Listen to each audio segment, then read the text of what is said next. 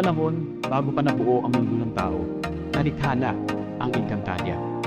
Sa mahiwagang daigdig nito, may 4 na kaharian. Ang Lireo ng mga makapangyarihang diwata, ang Sapiro ng mga Sapirian, ang Adamia ng mga Adamian,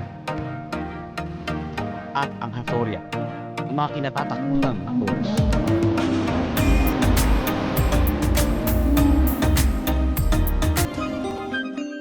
Nakasalalay ang kapalaran ng buong Encantadia sa 4 na elemento ng anyong brilyante: ang lupa, hangin, tubig, at apoy.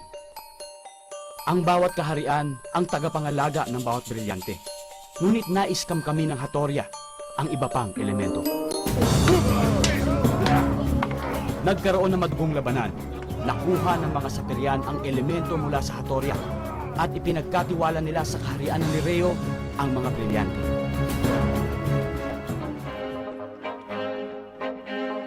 Ang 4 na anak ng inang reyna ng Lireo ang naging bantay ng 4 na brilyante.